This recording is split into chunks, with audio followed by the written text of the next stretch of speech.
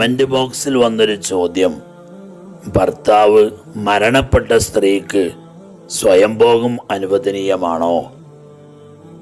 ഇതിനോട് തുടർന്ന് വീണ്ടും അവർ ചോദിച്ചത്, ഭർത്താവ് മരണപ്പെട്ട ഈ സ്ത്രീക്ക് ഇനിയൊരു വിവാഹം ചെയ്യാൻ താല്പര്യം ഇല്ല, എന്നാൽ പിന്നെ സ്വയംഭോഗം അവർക്ക് ചെയ്യൽ അനുവദനീയമാവില്ലേ എന്നാണ്.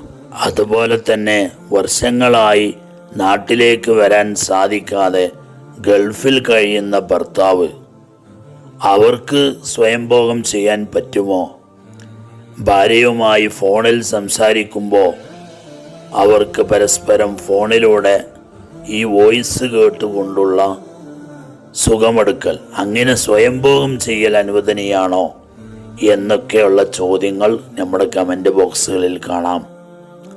അതിനെല്ലാം കൂടി ഒറ്റ മറുപടിയാണെന്ന് പറയുന്നത്. ഇത്തരം ചോദ്യങ്ങൾക്ക് ജവാബ് നൽകുമ്പോൾ അതിനെ പരിഹസിക്കുകയും ചീത്ത വിളിക്കുകയും ഒക്കെ ചെയ്യുന്ന ആളുകളുണ്ട്. അങ്ങനത്തെ ആളുകൾക്കൊക്കെ അള്ളാഹു ഹിദായത്ത് കൊടുക്കട്ടെ എന്ന് ദുആ ചെയ്യാണ്. പരിശുദ്ധമായ ഇസ്ലാം സമ്പൂർണമാണ്. എല്ലാ ചോദ്യങ്ങൾക്കും ഇവിടെ മറുപടിയുണ്ട്. എല്ലാ പ്രശ്നങ്ങൾക്കും സൊല്യൂഷനും തീർച്ചയായും ഉണ്ട്. അതിവിടെ പറയുന്നത് കൊണ്ട് ആരും പ്രയാസപ്പെടേണ്ടതില്ല. അപ്പോൾ ഇസ്തിംനാഉ ബിയദ്, സ്വയംഭോഗം ചെയ്യുക എന്നത് തീർച്ചയായും ഹറാമായ ഒരു വിഷയമാണ്. ഭർത്താവ് ഉള്ളവളാണെങ്കിലും ഭാര്യ ഇല്ലാത്തവനാണെങ്കിലും, അതുപോലെ ഭർത്താവ് മരണപ്പെട്ട സ്ത്രീയാണെങ്കിലും ഗൾഫിലുള്ളവരാണെങ്കിലും നാട്ടിലുള്ളവരാണെങ്കിലും എല്ലാവർക്കും ഒരേ വിധി തന്നെയാണ്. സ്വയംഭോഗം ചെയ്യാൻ പാടില്ല, അത് ഹറാമാണ്. അപ്പോൾ വികാരം പിടിച്ചു നിർത്താൻ സാധിക്കാതെ വരുമ്പോൾ നോമ്പനുഷ്ഠിക്കാനാണ് നമ്മോട് കൽപ്പിച്ചിട്ടുള്ളത്. നോമ്പെടുത്തു കഴിഞ്ഞാൽ ശാരീരികമായി ക്ഷീണം അനുഭവപ്പെടുമ്പോൾ പിന്നെ അവിടെ വികാരം ഉണ്ടാവില്ല, നോമ്പെടുത്ത പ്രതിഫലവും ലഭിക്കും. അതല്ലാതെ സ്വയംഭോഗം ഒരിക്കലും ഒരു പരിഹാരമല്ല.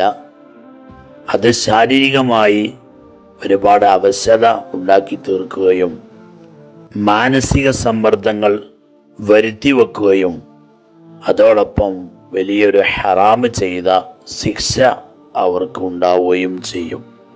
വിശുദ്ധ ഖുർആനിൽ അല്ലാഹു തആല പറയുന്നതായിട്ട് കാണാം, തീർച്ചയായും മുഅ്മിനീങ്ങൾ വിജയിച്ചിട്ടുണ്ട്.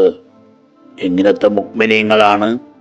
അവരുടെ വിശേഷണം പറയുന്നു, വല്ലദീന ഹും ലിഫുറൂജിഹിം ഹാഫിളൂൻ, ഗുഹ്യസ്ഥാനം സൂക്ഷിക്കുന്നവരായ മുഅ്മിനീങ്ങൾ, അവ കൊണ്ട് ഒരു ഹറാമ് ചെയ്യാതെ സൂക്ഷിക്കുന്നവർ, തീർച്ചയായും അവർ വിജയിച്ചിട്ടുണ്ട് എന്ന് അല്ലാഹു തആല പറയുന്നു. അത്തരം നീച പ്രവർത്തനങ്ങൾ ഒരിക്കലും നമ്മിൽ നിന്ന് ഉണ്ടാവരുത്.